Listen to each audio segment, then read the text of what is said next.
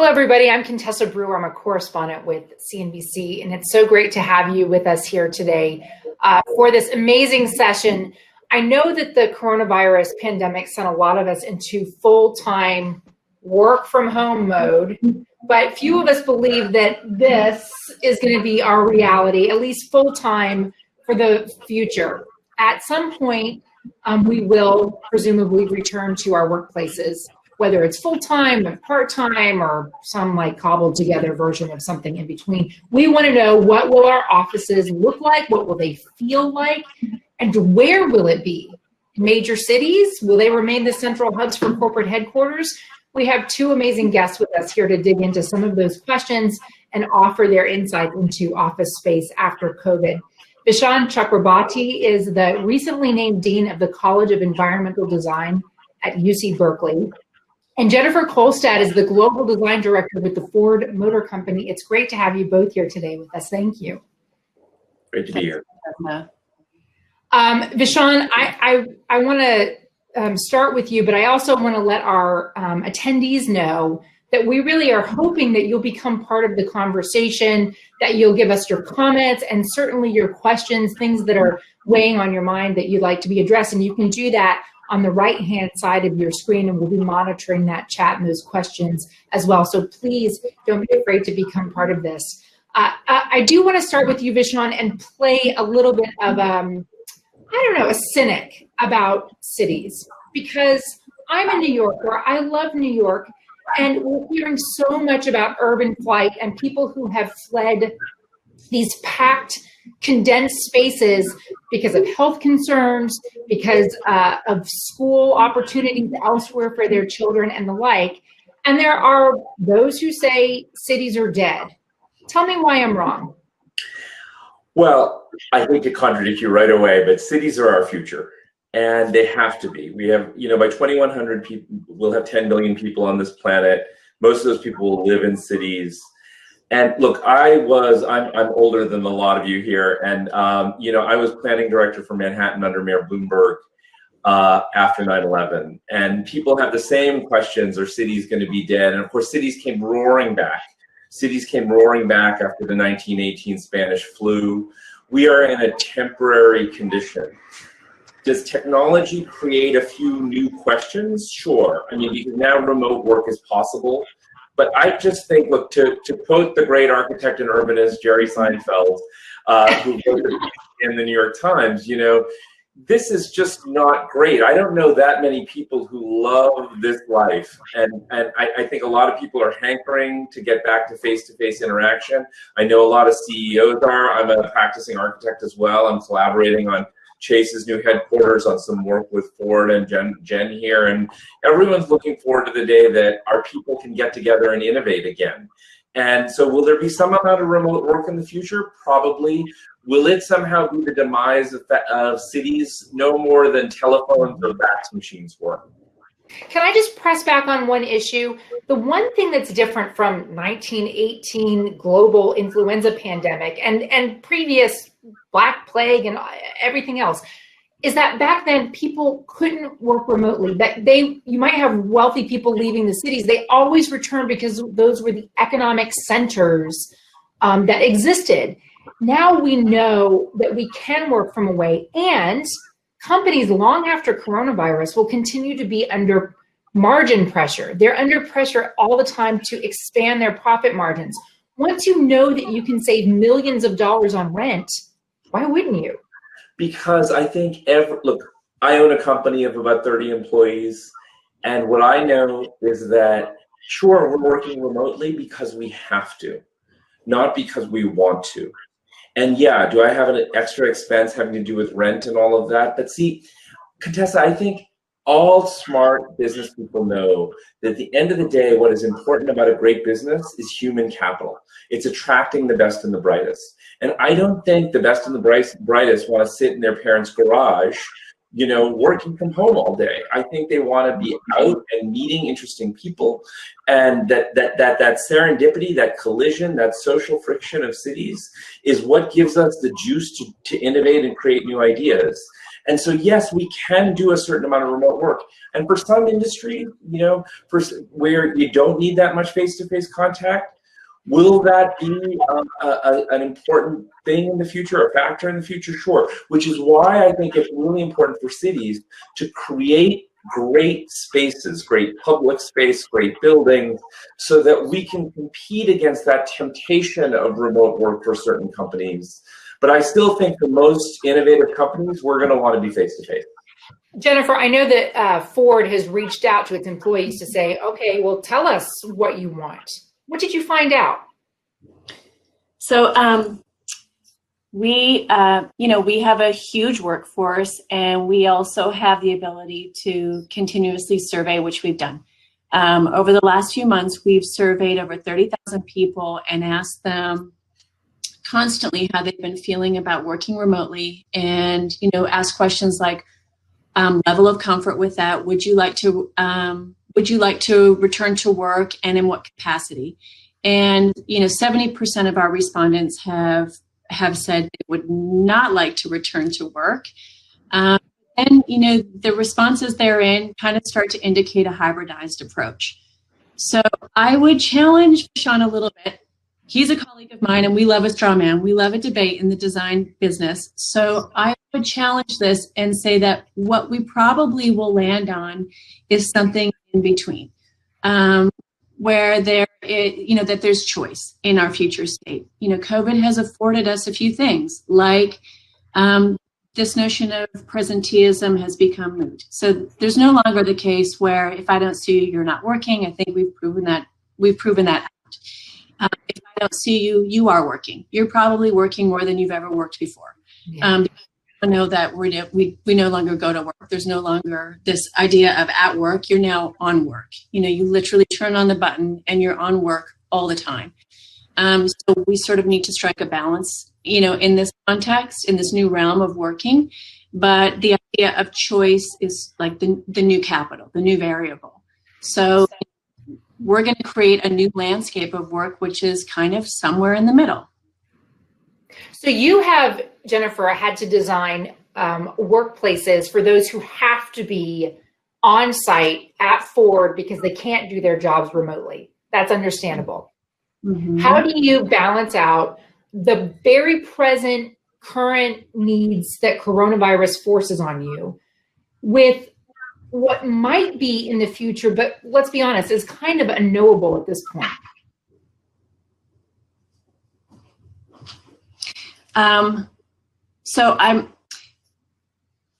The answer for our post-COVID state is nobody knows the answer.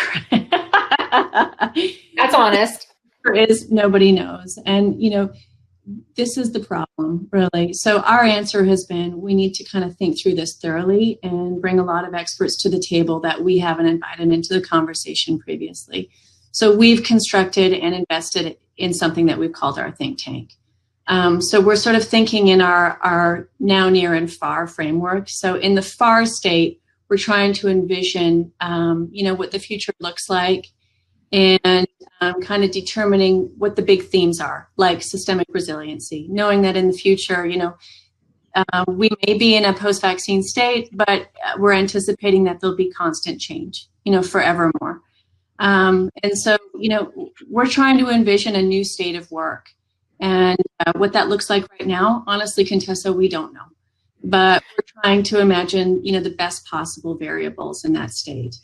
Like when you are trying to design, there's the immediate design for the return to work, and presumably there's like plexiglass and updated HVAC systems and stickers on the floor and things that they may be necessary for right now. Mm-hmm. How much of that, Vishaan, when you're talking in your industry, how much of that will companies need to keep going? Because one, we don't know when coronavirus really is no longer a threat. And also this sort of resurgence of, oh, right, there's deadly germs in the world, and let's be resilient for whatever comes down the pike next. I mean, I don't have a single client right now who is thinking that we're going to have to maintain 6 feet of social distance forever and that, we can never touch a door again. I do think, though, that there is going to be a new interest in newer buildings that do have better, mechanical systems, have better, technology in restrooms, more touchless doors and touchless elevators, things you can control with your phone, things like that. And so I do think there will be an interest in newer buildings that have some of that technology. But I don't think that we are somehow going to be, turn into this kind of like a hypochondriac state. Because, if you look at the history of past pandemics, what's happened in our cities and what's happened in our buildings is that's what created better sanitation conditions, zoning controls over light and air. We adopted with the times, but we didn't throw the baby out with the bathwater. I also just want to return to the point Jennifer made because I thought it was so important. We do have to look to hybrid solutions to things. I'm looking at a lot of the folks' comments in the chat, and there's a lot of interest in, I think some people are going to work from home and some people are going to work in the office.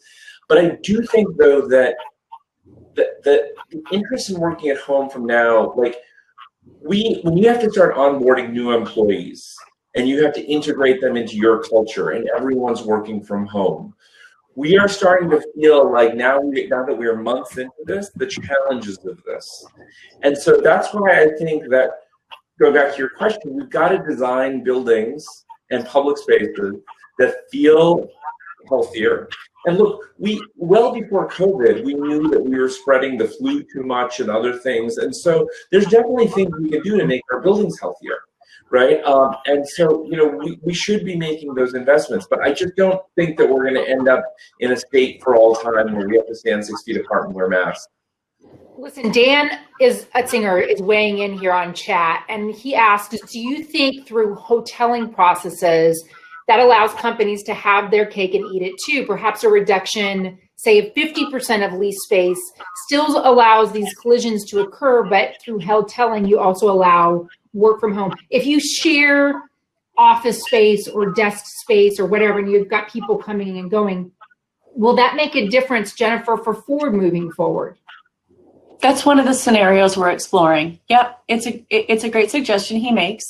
And so what he's describing is what we're calling a de-densification strategy, where instead of designated workspaces, bums on seats per person, we have a hoteling strategy in place, and kind of a booking system where you start to think of the workplace almost like a university or an academic institution. You sort of like book in to use spaces. So you've got a combination of hoteling, desking spaces, and collaboration spaces or zones. And then you start to fuse those functions together. To Vishaan's point, though, you have to sort of evaluate how people are really going to want to use collaboration zones in this post-vaccine state. Are we going to feel comfortable being in a space with, say, 4 or 6 others? We probably will at some point. But there will be residual memories, that will probably be with us for some time. That, remind us that not too long ago, being in close proximity with others made me sick. So we've got to kind of play out the behaviors that we learned during this time while we're planning. And some of that may depend on, if we're honest about it, how we're feeling in the middle of coronavirus. People who tend to go out as soon as the restaurants reopen and congregate in a restaurant, or they're going to hit the movie theater as soon as the movie theaters reopen. They may feel differently about being back in collaborative spaces than people who are avoiding any kind of crowded situation. Vishaan, we also are getting a question here from Randy saying, how can we create a seamless experience for teams who will always have at least some remote team members? Yeah, that's a great question, because I think one of the things we're not in right now is that in-between world where some people are in person and some people are remote. And if you've been at any meetings like that, and we've had some classrooms like that and so forth, they're not great experiences. The people who are remote always feel like they're getting the short end of the stick, and they're not part of the engage, because as human beings, we communicate with so much more than our voices, body language, there's just so much we don't catch when we're communicating this way. And so I think it's a real challenge, and I'm not sure the technology is really there yet. We are at Berkeley, we're experimenting with some things with avatars, where we are in more of an AR VR space. And so we could actually, emulate body language and other things to make those hybrid things be more fluid. But I do think it's a challenge. I don't think the technology is going to be great for that mixed kind of interaction. One of the things that I have really noticed about this work from home setup, and Peter's weighing in on this as well, is about how all of our interactions now are transactional. There's something that we need to get done, as opposed to running into the chairman in the hallway and being able to have small talk that is meaningless. But you can't book 10 minutes with the chairman to say, I don't have anything I want to talk about, I just want some FaceTime. How do you create, as you're starting to look forward at the future, Jennifer, how do you work in that into the design of a workplace? That's the thing that we're missing with remote work. I mean, he's right. This is the thing that we miss. We're so deep into trying to identify the things that we will never get out of the plastic screen, which is really about meaningful relationships. And well, frankly, we're deeply trying to understand what it takes to innovate, as Ford Motor Company. What are those human-to-human points of connection that are required to get us to that? And then account for that in our physical spaces. And so that's one thing, like those serendipitous points of connectivity that you will never get, through your meeting planner. You can only get in a physical community spaces. So, that's just the reality of coming together. When we're talking about the way our workplaces are going to look, and I'm having such a hard time because it feels to me like there's the immediate future and coronavirus and post-coronavirus and what we've learned from it. Are there lessons and takeaways, Vishaan, that you're already getting from coronavirus that you had not weighed before, that they're going to be forevermore in the ways that 9/11 changed the way we think about security entering buildings? Are there things that are going to change forever about our workplaces? Probably, and I worry about that, because one of the things that 9/11 did, what I find is we are usually fighting the last war, right? So 9/11, we're protecting against a bunch of physical terrorist attacks when the next ones might be a completely different form. The next pandemic might, pass in a completely different way than what we've experienced with COVID, and yet we're going to protect against the things that we saw as risks in COVID. And so I think we have to be careful about being reactionary and think more about the resilience of our core systems, right? In terms of how just safe and healthy are our core systems, because that's what this pandemic really exposed was the raw underbelly of a very unequal society that had very poor social infrastructure in lots and lots of places. And I think that's because you just don't know. What I've really learned is you don't know where the next thing is going to come from. It's going to come from outer space. It's not going to be the thing that you planned for because it was the threat last time.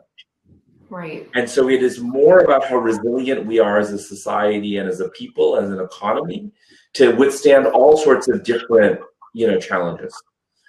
What's top of mind for you, Jennifer, in bringing back Ford employees who've been working remotely? What kinds of factors are you weighing in thinking about the design of your company's workspaces? I think this carries along what you were just asking Vishaan about. So we're thinking through these, like what we're calling the new non-negotiables, the things that COVID has afforded us, positive and negative. So, the things that we need to kind of like resist jumping ahead and investing in, like the big money stuff. So, do we suddenly resize all of our elevator cabs, because we need to kind of, space people out in our lifts to move them, vertically in buildings? That's really expensive stuff that affects infrastructure. Do we need that? I don't know yet. Do we buy, sell real estate? We need to just kind of like slow down and think through this. Huge decisions, and everybody is having to make them right now. But then there are other things like, over to, designing for future state, new non-negotiables I'll put in the good category. Like, I think post-COVID, we all agree that, we're sort of more acutely aware of things that are good for us, like nourishment, like sunlight, like things that we define as well principles. I think as a non-negotiable, we'd all say we require that of our workplace in our future state. So good, this is better for everybody, and we're going to be designing to that and advocating for it collectively. I don't know that we would have done it so passionately before COVID. We will now. It's interesting too, because one of the things that has come into play here with schools shut down, with daycare shut down, is that working parents had to be child caregivers as well, and we're juggling both at the same time. So for those of us who can send our kids back to in-person learning, even if it's a day or two a week, what a relief to have this time uninterrupted. The resilience part of this lets parents know, wait a minute, I can juggle it all. And though it's nice for my kids to be at school or at daycare or whatever, that I can be a working parent and make some of this work in some cases. Mm-hmm. How are you planning? And Jennifer has weighed in on this, asking, how do you design for your working parents and also design in a way that doesn't alienate? Because we know people who don't have children feel like the working parents are getting all of the, work from home perks right now. Well, it strikes me that it's just I think it's very tough for working parents. We have a 12-year-old at home. I think remote schooling has been incredibly challenging, especially for younger children. I think it's very, very tough. All of my employees that have kids at home are having a much tougher time than the ones who don't. And I just think this is just one aspect of this, that again, we don't have this societal resilience. And our school systems, in New York City, why did it take so long for the schools to close? Because our schools were also homeless shelters. And again, there's that raw underbelly, that if we don't take care of the most vulnerable parts of our society, everything else falls apart. I guess what I'm really asking is, does it change the way, and Jennifer, you might weigh in here, does it change the way you think about providing child care on site? The opportunity to have your kids after school, or I don't know how that factors in for you, but certainly the fact that you've had to weigh working parents and their child care needs in this particular time is different than any time that we've seen in my lifetime. I think what you're driving at is actually a question around diversity, equity, and inclusion now, that we've been thinking a lot about. Like in this moment, we've sort of combined now this post-COVID state to a DIE world, and we're kind of like measuring off, all of our human needs collectively. So we have been talking a lot about, under the sort of overarching the umbrella of human performance, if we're sort of advocating for one category, which is somebody with, kids at home, and we want them to do their best work at home. We're giving them the time needed, to be with their children while they're homeschooling, or no after school care any longer. You have to do the same for, the whole of your population. And if we've got people working at home now, again, on the topic of wanting the best out of our workforce, and in this hybridized solution, what is our obligation for that work continuum? And how far do you go? So you've got technology, you've got ergonomics, you've got data streaming, you've got the physical environment, you've got all of it now to think through. It's not just about the physical environment. In the workplace, you've got families to consider, the dynamics of the home and everything needed, for everybody to be their best self. Vishaan, Vishaan, I'm just curious, what ad hoc solutions for coronavirus that have popped up in workplaces do you think might lead to permanent holdovers? What do you see that you think, yeah, we're probably going to install that and use that, and it's not a temporary solution anymore? Well, we have for a long time with modern office space, like tended towards open offices, right? Where we're getting rid of offices and we have people sitting very like close together. I think we probably will rethink that a little bit. We were talking earlier about how there are surveys, especially a lot of women in the workforce don't really love open offices. It turns out when you look at the survey data. And so we may question that. This hoteling thing is also interesting because the hoteling might also mean that, like, how are we sanitizing shared surfaces if one person is using a desk and the person, so I think there's a lot of those kinds of, we need to make our workspaces better. That we're a very, very developed economy, and we're not making widgets at our desks. And workspaces need to be pleasant places. And I think we've hewed too much to the let's pack as many people into the office space as we can, right? And if we can have some people working at home, maybe we can afford then to give the people in the office some more breathing room. And Jennifer, do you think that managers and design executives need to be talking to their employees right now about what's working, what's not working? What do you anticipate would make this return to the work site more palatable for you or workable for you? Yeah, absolutely. Because I hope everybody here is understanding that this isn't about a tangible outcome. It's not about a desk and a chair. We're talking about behavioral cultural shift, and that begins with leadership. So yeah, that conversation is absolutely critical to get this right, when we return and come back together. And because we're talking about the lack of that networking and culture and community that we're missing by this amazing, video remote setup, do you think that there's going to be more of a hunger for people to be face-to-face? If before women were feeling like they didn't want shoulder-to-shoulder desks, that now they might want that more because they haven't had it? I do think that most of us are hungry for that face-to-face interaction, whether it's at the office or the happy hour or lunch or whatever it is. I think one thing we should add to the conversation, if we're going to talk about going back to in-person, is I think part of what people are enjoying about remote work is most people in the United States have terrible commutes.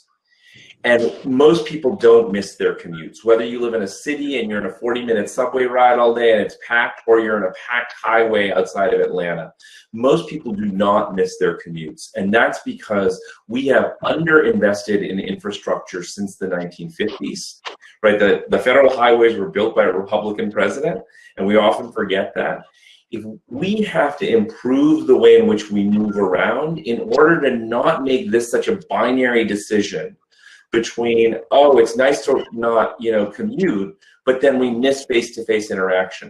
That seems to me to be a false choice. We should have, because one of my favorite experiences as someone who runs a company is when I run into an employee on the subway, and again, that's serendipity, and that conversation would never have happened on Zoom. And the person sort of is much freer to talk about what's on their mind, what's going right and wrong in the practice and so forth, in a way that you're just not going to do in a Zoom call.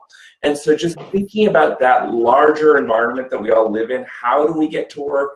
Is it a pleasant experience? Is it something that feels serendipitous, communal, etc.? Yeah. It's incredibly important. Mm-hmm. The time for our session has come to an end. I just want to say it's amazing to talk about this with two such insightful minds such as you. And, honestly, we know that with great pressure comes the catalyst for great evolutionary change.